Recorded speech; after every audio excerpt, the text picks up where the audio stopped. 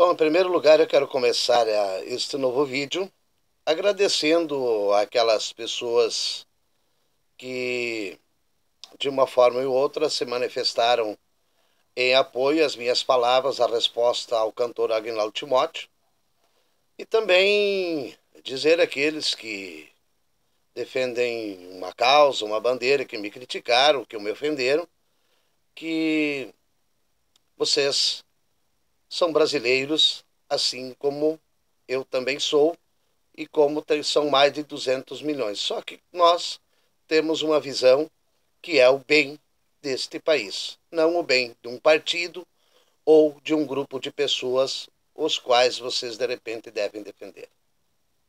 Eu quero começar aqui dizendo um pouco da trajetória do Lula neste mês de março no Rio Grande do Sul. Em todas as cidades que ele passou, ele foi rechaçado. Em algumas cidades não pôde discursar, em outras até não pôde entrar, e em algumas teve que sair escoltado de helicóptero e pela Polícia Federal.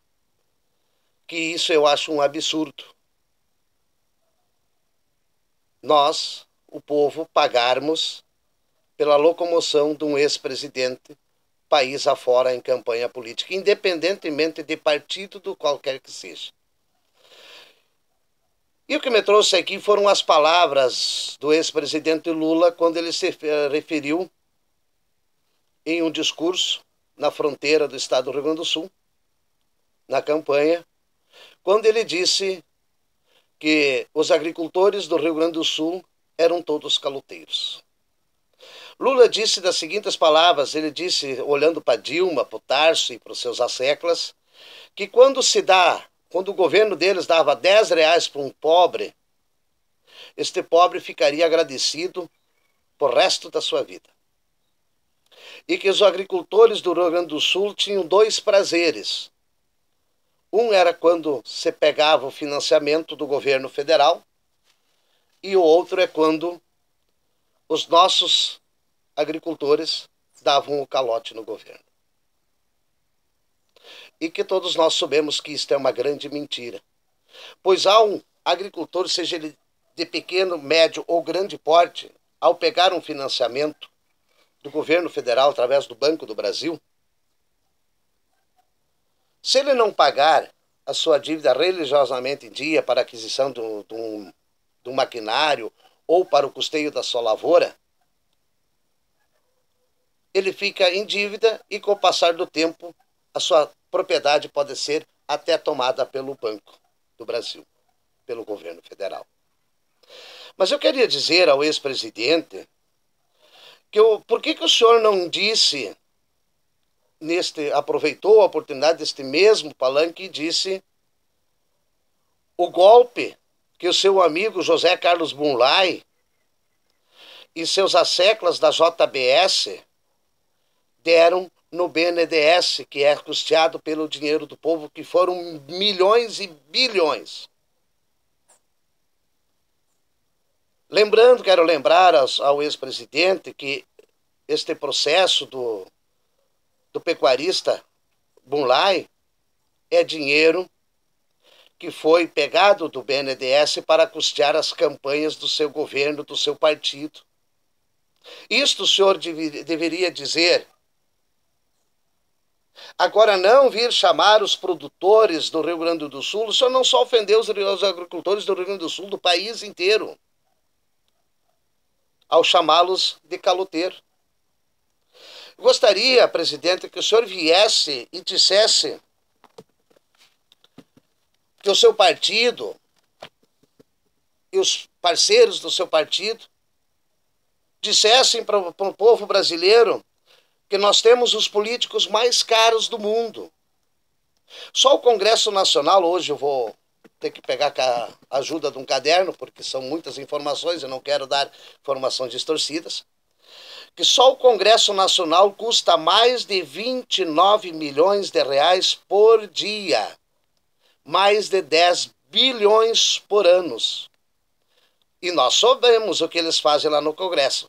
Nós sabemos isso, não preciso nem explicar. A presidência da República custa mais de 600 milhões de reais. Aí eu pergunto, por que tantos privilégios possíveis candidatos? Por que tantos privilégios políticos aí querem mexer na aposentadoria? E qualquer crise que o país tem, a primeira solução é aumentar os impostos. Aí, presidente, quero dizer ainda mais para o senhor, por que o senhor não subiu neste mesmo palanque no interior do Rio Grande do Sul e disse o quanto custa um ex-presidente da República para nós brasileiros?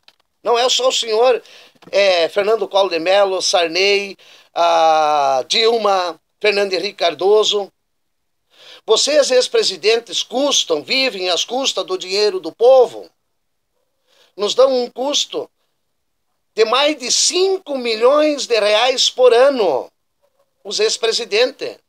Porque um ex-presidente, ele tem, além de ter um salário de 65 mil por mês, tem 8 funcionários com salário que variam de 2.200 a 11 mil reais, ainda mais direito a 2 automóveis, com uma ajuda de custos de 5 mil reais por mês, e que a cada 5 anos estes carros podem ser trocados ao valor equivalente a de um ômega. Isto o senhor deveria dizer, senhor presidente. Esta é a verdade que os políticos do nosso país deveriam contar para o povo. O quanto eles nos custam, enquanto nós temos gente morrendo em fila no hospital, enquanto nós temos uma saúde precária, um ensino que não tem nem cabimento, as rodovias do nosso país jogadas ao lixo. Nos imputaram pedágios caros para melhorar as nossas rodovias, continua tudo no Miami. E ainda mais, nós não temos políticas de segurança nenhuma para os agricultores. Aí eu vejo muitos falarem da ditadura, que a ditadura era isso, era aquilo, e vejo assim, pessoas que nem nascidos não estavam na época da ditadura, falando da ditadura. Eu vivi a época da ditadura. Nunca fui perseguido, nunca tive a porta da minha casa arrombada pela polícia, tampouco por segmento nenhum, porque eu era um cidadão de bem. E quero dizer ainda mais, na época da ditadura, do governo militar, tinha-se o Proagro, que era um seguro agrícola, que caso dessa intempérie do tempo que o produtor rural perdia a sua lavoura, aquilo que ele plantou, ele tinha um seguro que era bancado pelo governo. Hoje não. Hoje o governo faz o inverso. Em vez de apoiar o agricultor, ele chama de calote e ainda o pisa em cima e não tem incentivo a nada, somente pagamento de impostos. E é isto que nós temos que mudar. Uma política que venha de encontro ao cidadão do crescimento do nosso país, uma política séria. Citar um exemplo, os Estados Unidos, é só entrar nas redes sociais e ver e pesquisar.